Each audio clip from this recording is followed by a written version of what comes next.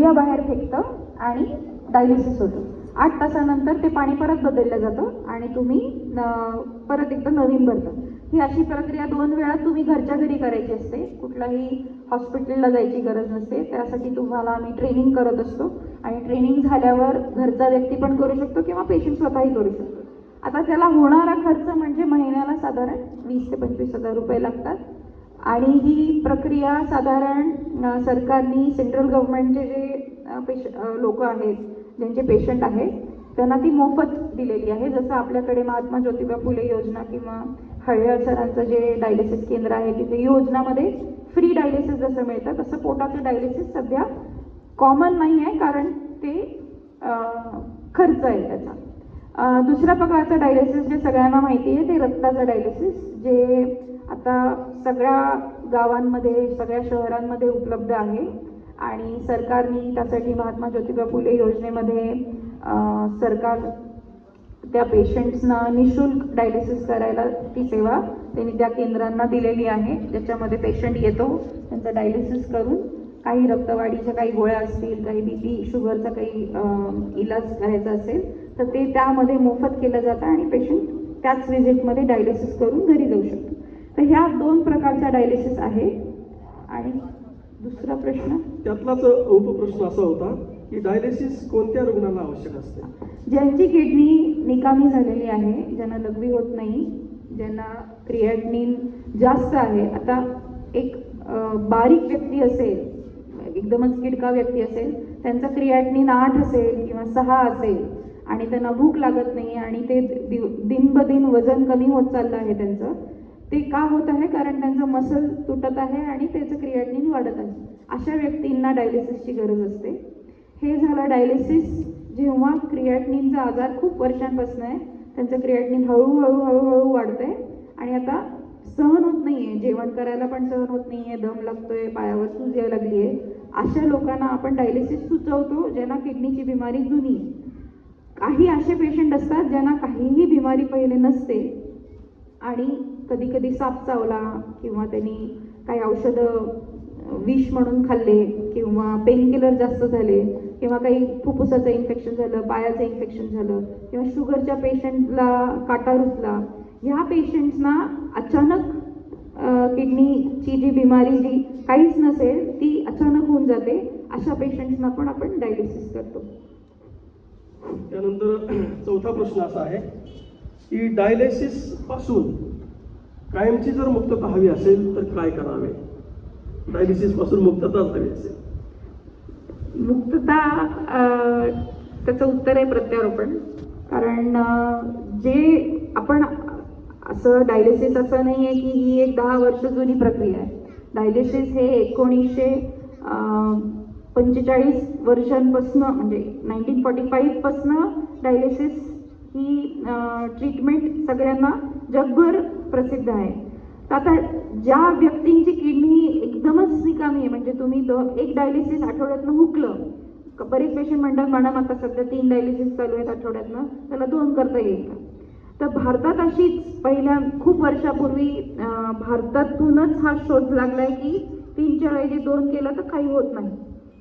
तर सध्या अशी ही वेळ आहे की समजा ह्या पेशंटचं एकच डायलिसिस आठवड्यातनं एकदा किंवा 10 दिवसातनं एकदा केलं तर पेशंटला काहीही होत नाही, म्हणजे लघवी व्यवस्थित होते, BP नॉर्मल होतं, रक्त पण, तर त्याला आम्ही इन्क्रिमेंटल डायलिसिस म्हणतो. त्याच्यामध्ये गरजेपुरतं डायलिसिस असं आपण त्यांना देतो. त्यासाठी तुम्हाला किडनी रोग तज्ज्ञाच्या संपर्कात राहावं लागेल. असं बऱ्याच वेळ होतं की एकदा डायलिसिस चालू झालं की पेशंटला वाटतं हेच आपली ट्रीटमेंट आहे, हेच आपलं जीवन आहे, आपण करत राहावं डायलिसिस. पण असे बरेच पेशंट आहेत ज्यांना अचानक डायलिसिस जेव्हा सुरू होतं साप चावल्यामुळे वगैरे वगैरे, तेव्हा तात्पुरतं डायलिसिस लागू शकतं. अशा वेळेस डॉक्टर तुम्हाला व्यवस्थित सल्ला देतील की तुमचं डायलिसिस कमी होऊ शकतं की नाही. आणि दुसरं, ज्यांचं डायलिसिस नियमित आहे आठवड्यातनं 3 वेळा 2 वेळा, त्यांनी प्रत्यारोपण करावं जेणेकरून ते डायलिसिस मुक्त होतील. यानंतर आपल्या जीवनाशी संबंधित असलेला की आजार म्हटलं की आपल्याला नेहमी भीती वाटते. असा एक 5वा प्रश्न असा आहे की किडनी प्रत्यारोपण झाल्यानंतर त्या पेशंटनी लग्न करावे का? आणि जर करावे तर ते कधी करावे? मी तर किडनी रोग तज्ज्ञ गेल्या 4 ते 5 वर्षापासून आहे. म्हणजे ट्रेनिंगचे 3 वर्ष पकडले तर 8 वर्ष झाले. पण माझे वडील बाविकर सर किडनी रोग तज्ज्ञ गेल्या 35 वर्षापासून आहेत, म्हणून मी लहानपणापासून पेशंट बघत आहे. तर त्यामध्ये त्यांचा सर्वात जुना पेशंट 1992 साली मी त्यांना ओळखते, कारण ते आमचे फॅमिली फ्रेंड झाले होते नंतर. त्यांनी त्यांचं स्टोरी का सांगू इच्छिते, कारण ते सर्वात जुने आहेत आणि त्यांना एक मुलगा पण आहे आणि त्याचं पण आता लग्न होणार आहे.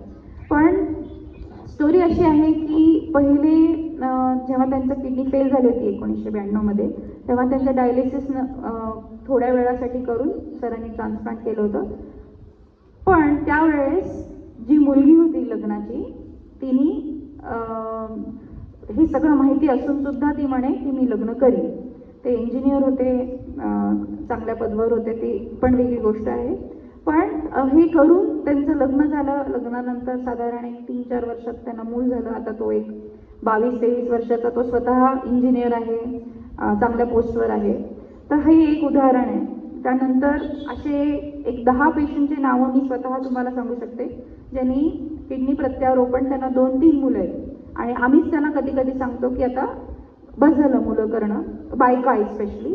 काही फिमेल ज्या ट्रान्सप्लांट रेसिपियंट्स आहेत त्या 12-15 वर्ष झालेले आहेत आणि जेव्हा त्यांना 2-3 मुलं झाल्यानंतरही जेव्हा त्या मुलाचा विचार करतात तेव्हा त्यांना आम्हाला सांगावं लागतं की तुम्ही आता अजून मुलं केल्याने तुमच्या एकाच किडनीवर लोड येईल. ट्रान्सप्लांट केल्याने लग्नही होतं आणि मुलंही होतात. हा जो स्टिग्मा आहे की आता काही खरं नाही, लग्न पण होणार नाही, हा चुकीचा आहे आणि हा डॉक्टर समाजाने पेशंट्सना समजून सांगायला पाहिजे. धन्यवाद. आणि एक शेवटचा प्रश्न असा आहे की किडनी प्रत्यारोपण नंतर किती वर्ष आपण औषधं खावीत पेशंटनी? तर आता इथे बरेच किडनी रोग ट्रान्सप्लांट रेसिपियंट्स आहेत. तुम्ही त्यांनाही व्यासपीठावर बोलवून हा प्रश्न डायरेक्ट त्यांच्याशी विचारू शकता. पण आमचा सल्ला असा असतो की ट्रान्सप्लांट झाल्यानंतर आयुष्यभर गोळ्या खाव्या लागतात, कारण ती किडनी तुमची नाही आहे, ती एका दुसऱ्या व्यक्तीची आहे. तुमचं शरीर जोपर्यंत त्याला त्या किडनीची सवय होत नाही, ती किडनी त्याला जसं की हे आपलाच भाग आहे हा त्यांनी ओळखू नये, त्यासाठी आपण ते औषधं देतो. त्याला इम्युनोसप्रेशन म्हणतात.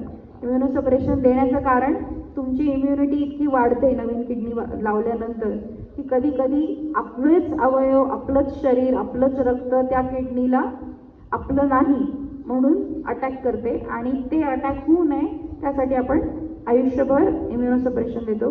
जरुरी नाही की तुम्ही पहिल्या 3 महिन्यामध्ये 10 औषधं खात असाल तर 2 वर्षामध्ये ते औषधं 10च राहतील. ते कधी कधी 2 आणि 3 वर पण येतात, तुमची तब्येत चांगली राहिली तर. खूप खूप धन्यवाद. आपण या आजारासंदर्भामध्ये असलेले जे काही प्रश्न आहेत त्याचे सखोल अशी उत्तरं दिली. यानंतर पेशंट आणि डॉक्टर जे आपल्याला या ठिकाणी मार्गदर्शन केलेलं आहे